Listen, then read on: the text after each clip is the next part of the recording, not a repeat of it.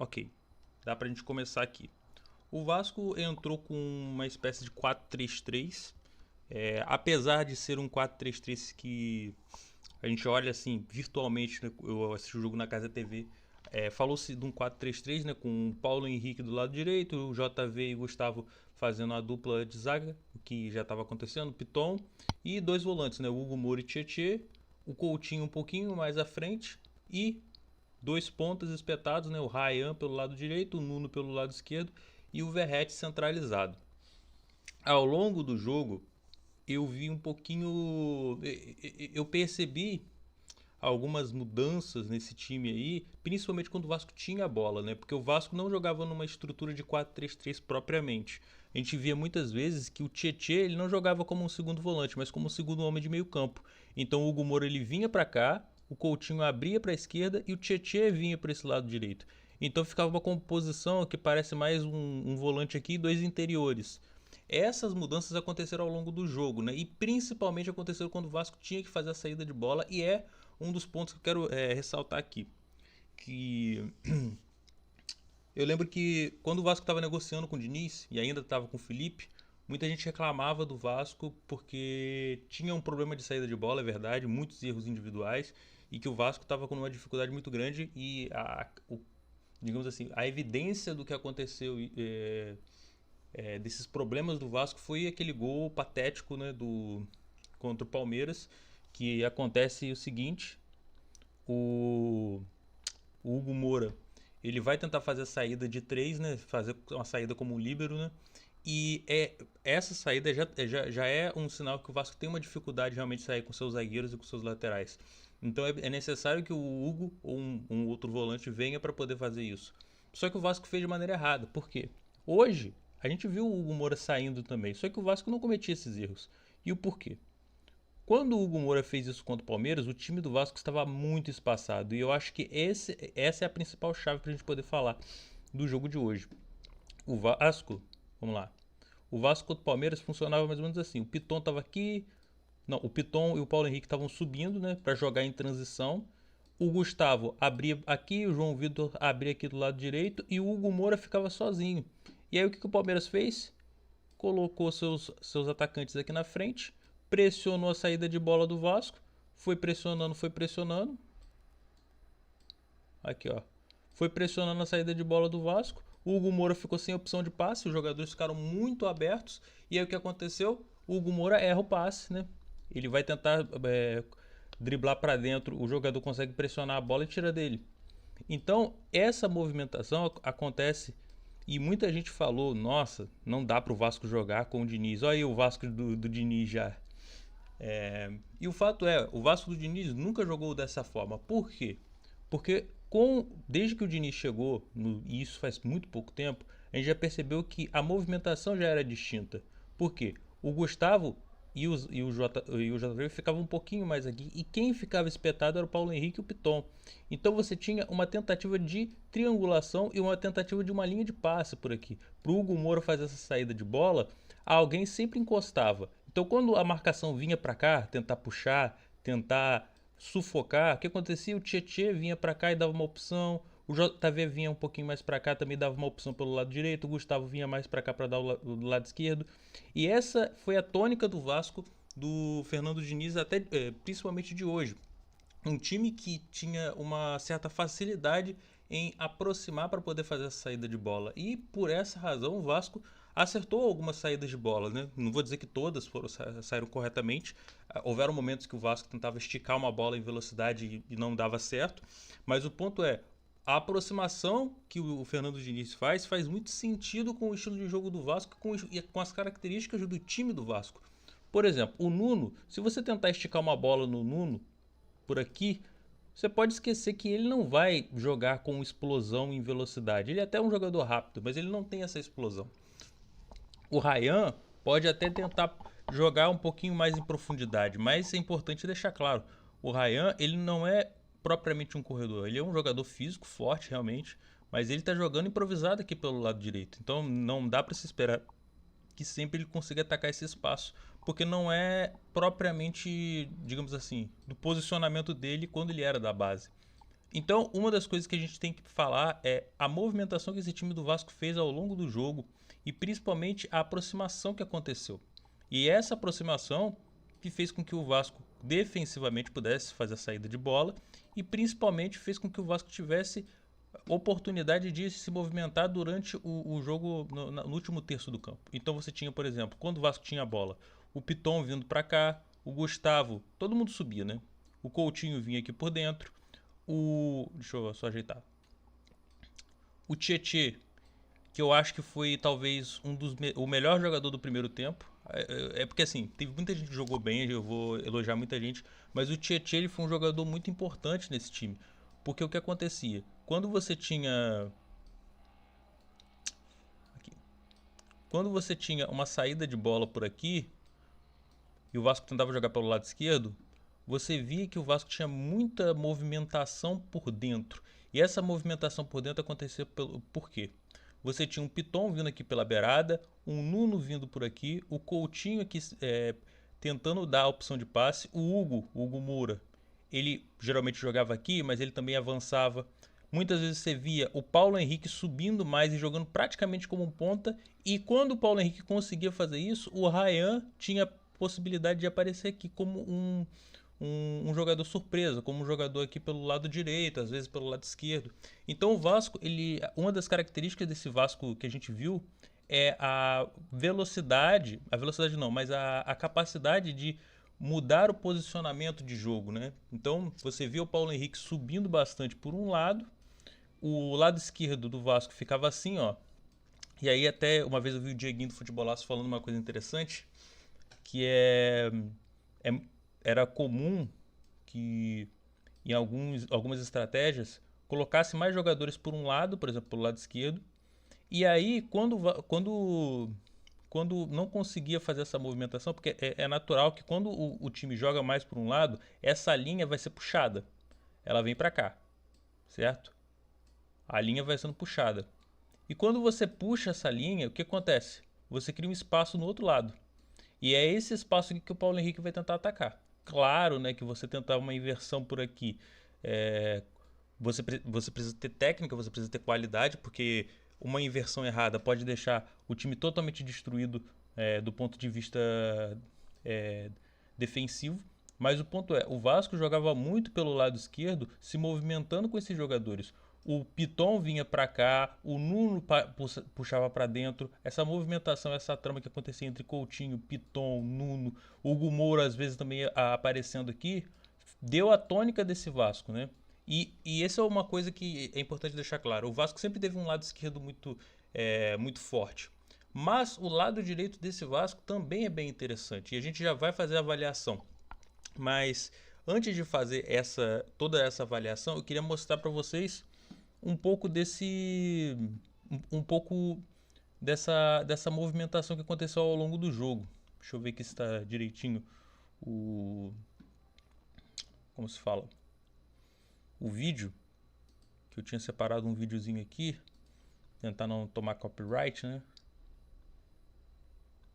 Vamos lá. Deixa eu ver se eu acho ele aqui.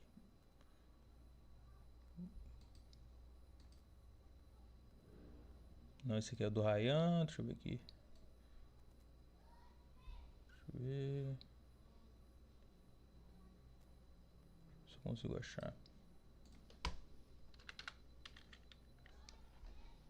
Aqui.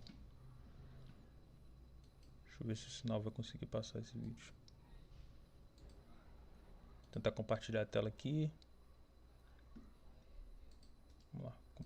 Propriedades, compartilhar a janela. Soundtrack. Área de trabalho, não.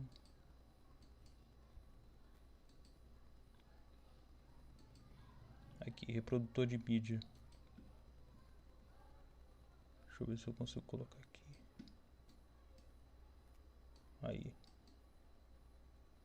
Deixar bem pequenininho aqui para não tomar um copyright gostoso da Casa TV, né? Vamos lá. Deixa eu ver aqui onde eu acho esse vídeo. Ah, aqui. Vou começar pela saída de bola.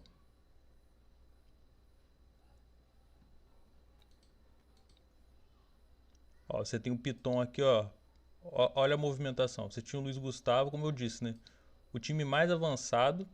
Você tinha o Hugo Moura vindo para cá, o Coutinho recebendo essa bola entre os zagueiros. Ó a movimentação. Luiz Gustavo vem, joga pelo lado esquerdo. O Piton dá a bola no Nuno. Quando o Piton faz isso, ele já se movimenta e se projeta, principalmente que essa linha do Fortaleza estava mal feita, ele já se projeta para receber essa bola de novo. Então, esse movimento que ele faz, ó, aqui. Ó, aqui o o Nuno, ele poderia dar de novo no Piton. Só que, olha que loucura, o Piton sozinho já puxou 2 jogadores aqui, certo? Além disso, você tem uma questão. O Nuno ele tenta dar um passe, né? Ele acaba errando um pouquinho o totozinho, a bola acaba não chegando no Ryan e o Hugo Moura chega como elemento surpresa finalizando. E aí depois vem o Coutinho.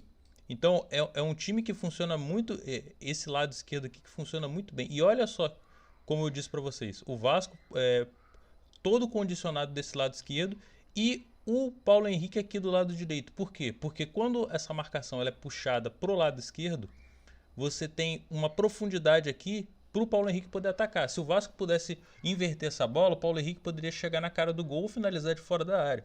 Então é uma dessas características de jogo que chama a atenção, né? Você tem um pouquinho mais de volume para um lado, né? Além de triangulações, você tem um pouquinho mais de volume por um lado e você deixar esse espaço para poder fazer uma inversão.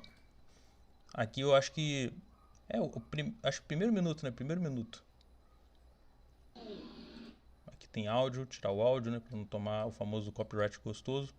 E ó, inclusive a jogada do gol sai do lado esquerdo, né? Você tem o cruzamento esqueci agora quem que foi que cruzou. Mas ó o Piton aqui, ó o Piton. Toca no Nuno. O Hugo Moura já vem saindo aqui sozinho.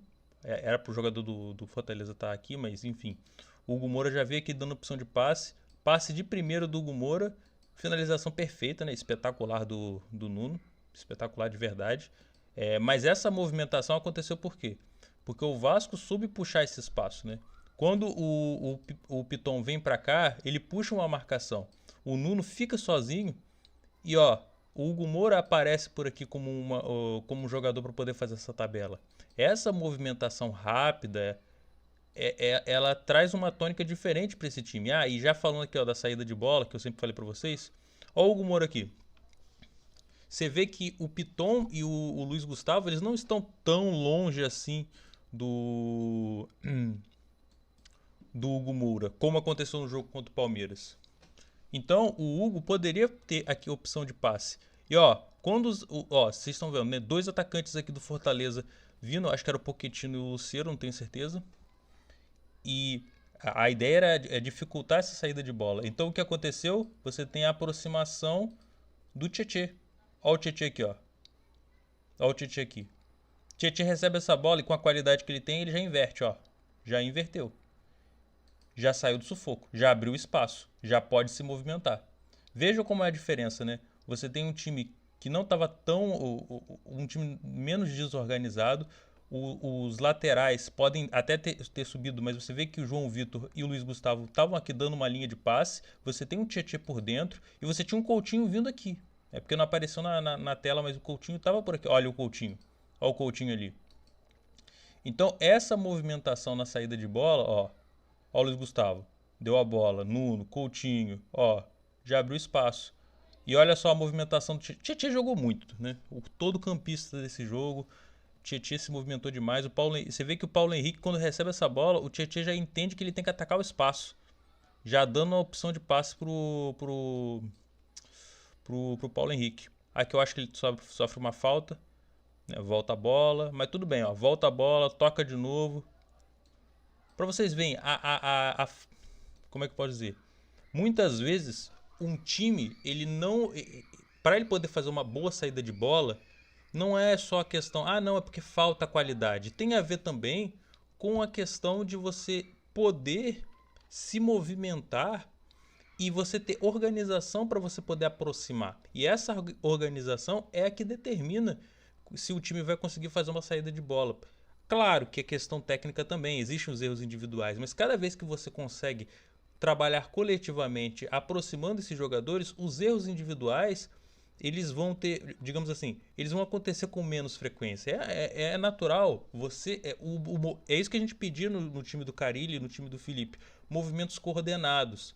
Você sentir que esse time estava sendo treinado. E aí você percebe a figura do Fernando Diniz, a gente entende que o time do Vasco não vai ficar fazendo saída de bola sempre e acertando, não vai. Mas você tem um Diniz ali sempre orientando, sempre gritando, é a forma como ele faz, né? E você vê que com o Vasco funciona, né?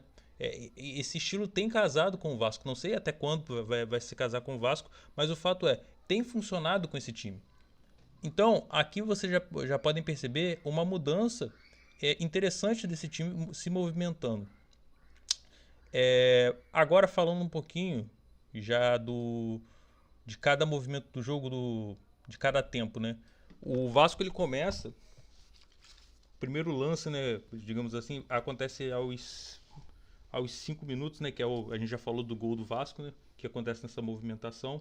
Aí aos 13 tem a jogada do Pochettino, que ele vem, ele se movimenta, ele consegue finalizar para fora.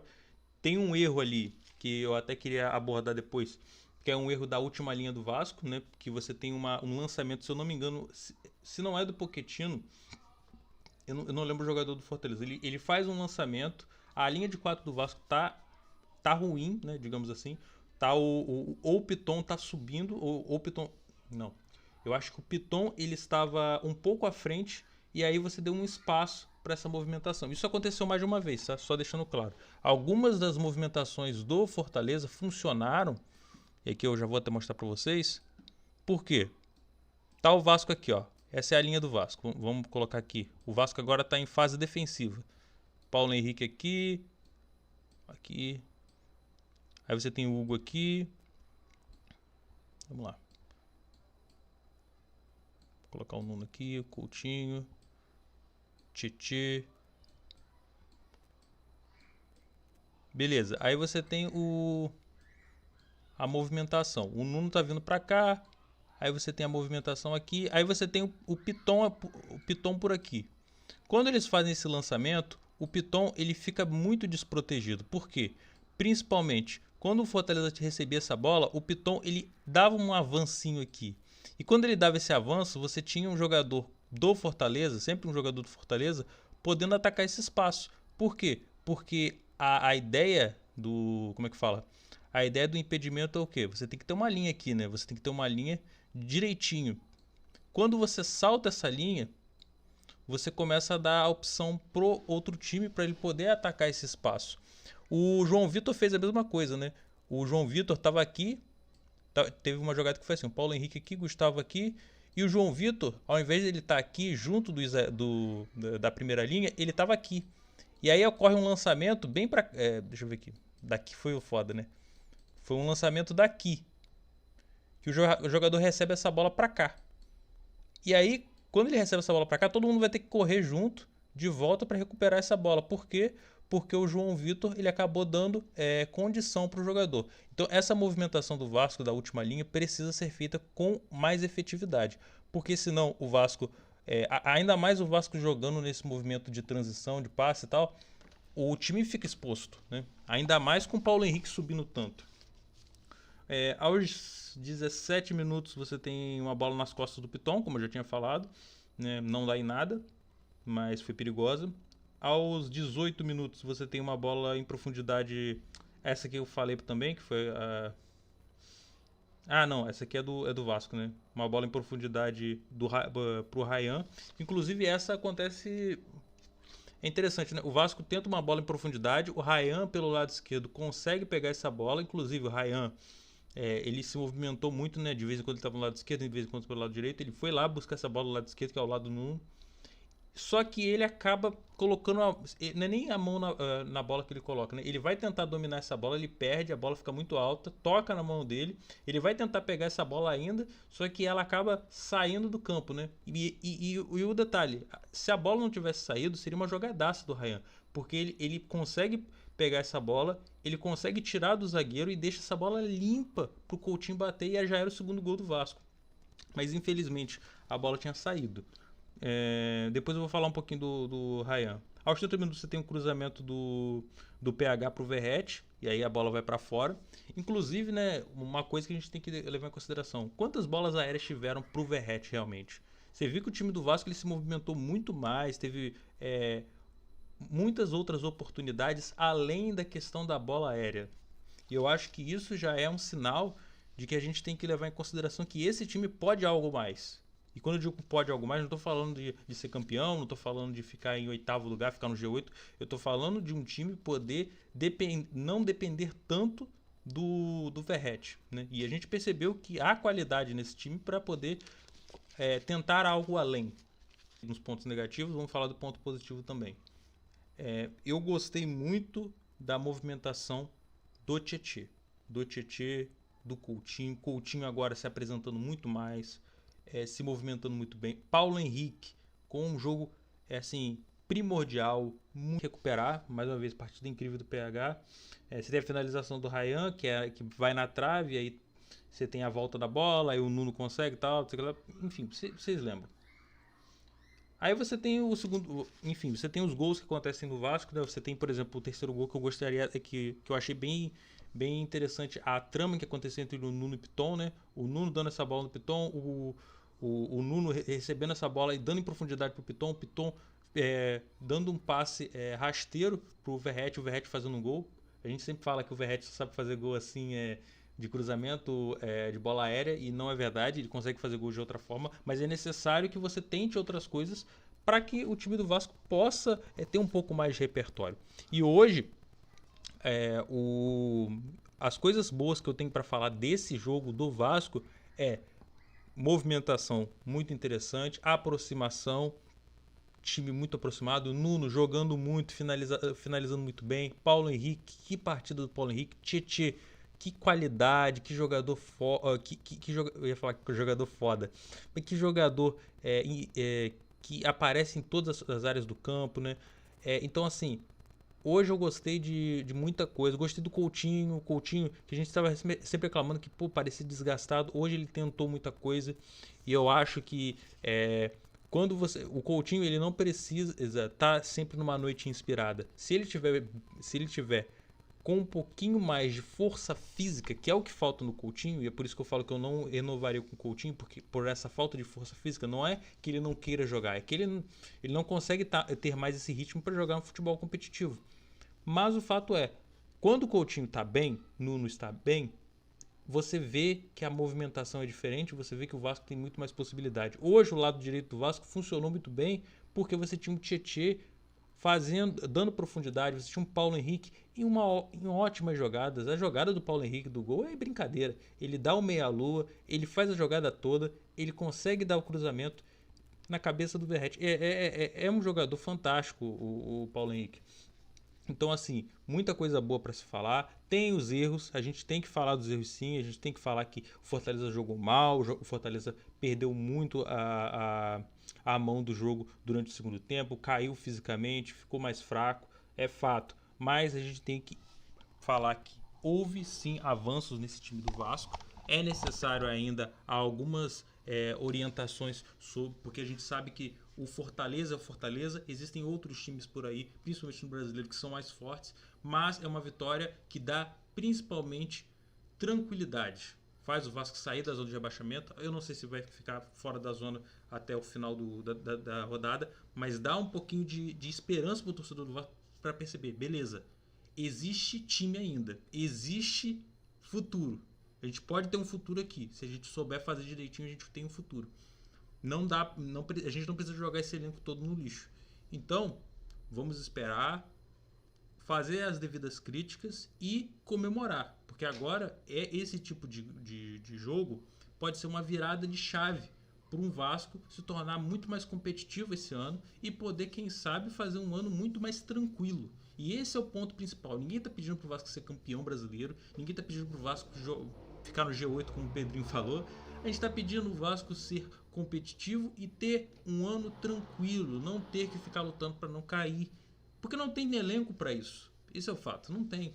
Assim como eu sempre falei que o Santos não tinha, né? Mas o Santos tem uma série de outras coisas que um dia, enfim, o Vinícius pode falar muito bem sobre a crise do Santos, né? A crise do Santos ela é muito dentro de campo, mas ela é muito fora de campo também.